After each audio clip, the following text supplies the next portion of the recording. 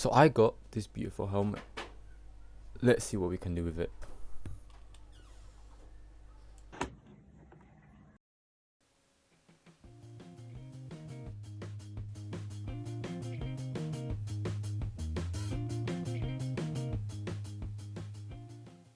And this is where we end up. Right here at the front of the helmet, we have the Bluetooth speaker, and this cable running down is to recharge it. And right here at the front, at the end product, things really change, as the Raspberry Pi right here kind of comes, and I swap it for the battery. So in the final product, the Raspberry Pi ends up in here. Reason being is because the way it's in right now, you have these two cables running down kind of through this part of the helmet. That wasn't really working out, because every time I had to open up the helmet, I'll have to disconnect the cables, and it was just missing too much, and I didn't want to damage the Raspberry Pi. But nevertheless, this black cable that runs here through the Raspberry Pi, that's the power in. As you can see, is this black cable that runs into the battery bank. And the other cable that you can't really see is this one here, and if you follow it up, is this black cable down here that, as you can see, just goes into the microphone adapter.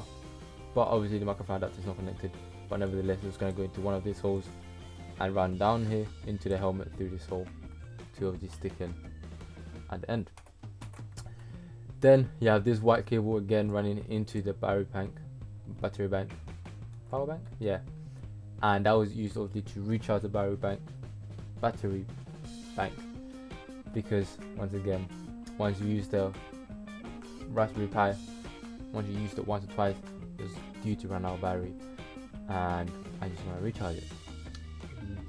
And then finally, obviously the Raspberry Pi right here.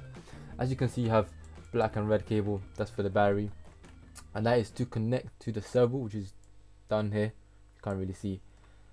And obviously that with this yellow line right here, this yellow cable should connect to the servo to control it.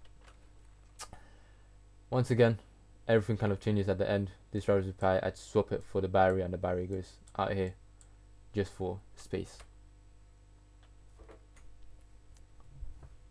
Now originally I was wanting to use this kind of servos, this little 9-gram micro servo, which was perfectly in my head, as by the end product you were not going to be able to see it at all, and it's going to be completely hidden. But unfortunately it just wasn't strong enough. Yeah, it wasn't strong enough. I clearly overestimated it, but nevertheless, if you are going to use this kind of servos, this is kind of the configuration I used.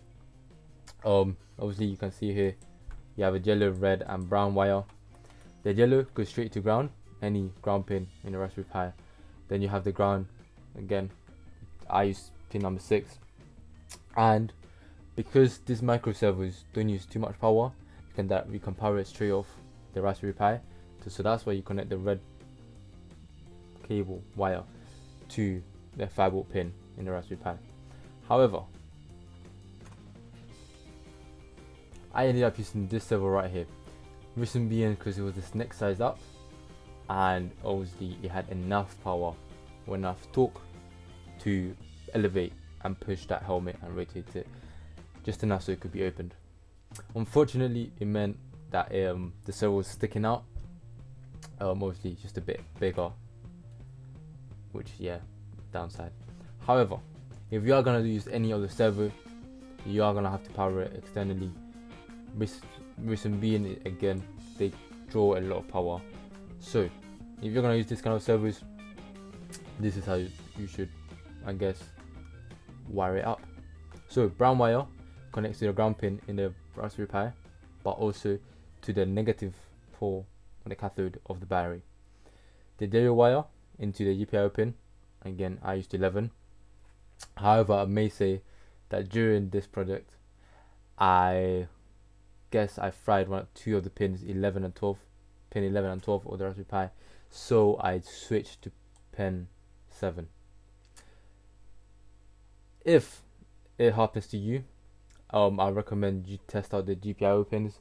There's a script online that I may link down in the description below to test all your GPIO pins, I ran that test and the results came out to be that pin GPIO pin 11 and 12 weren't working, so that's why I switched it to pin 7. Nevertheless, still works. Just make sure that in the code you obviously switch to pin 7. And finally, the red wire of the servo just connected straight to the positive side of the battery. And yeah, all the code in the Raspberry Pi is gonna be uploaded, and I'm gonna try to document it all. So it's gonna be done in the description below to my JIT repository.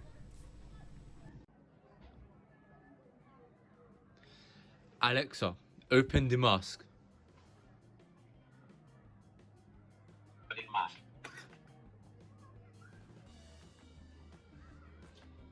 Alexa, close the mask. Closing mask.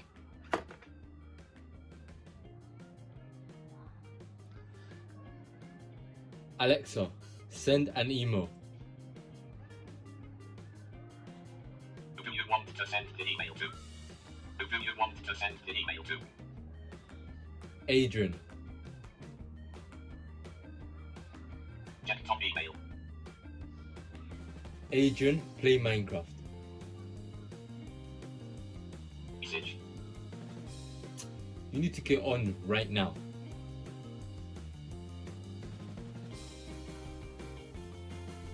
Send successfully.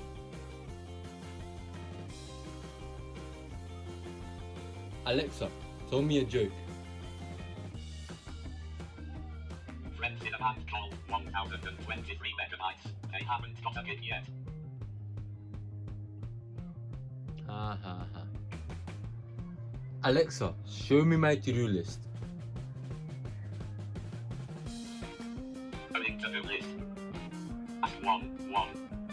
Ask 2, 3. Ask 3, 4. Ask 4, 6. Ask 5, 8. Ask 6, nice one man. Ask 7, Minecraft. Ask 8, how to go horse riding. Ask 9, I need to cook. Alexa, good morning. Hello, what can I do for you, sir? Alexa, thank you very much. No problem, sir. Alexa, goodbye. Bye, sir. I would just like to apologize for the quality of the video. Most of the footage was not lost, but unfortunately cannot be opened by my video editor, so I had to use another video editor, and even then I still had technical issues. So most of the footage was not used. The quality of the video editing was poor. I apologize. But nevertheless, like I said, all my code is going to be in the description below. All the links and all the resources that I've used is going to be linked in the description below. Nevertheless, I hope to continue this project, to continue developing this code, and nevertheless also continue doing more projects. Make sure you subscribe, and see you.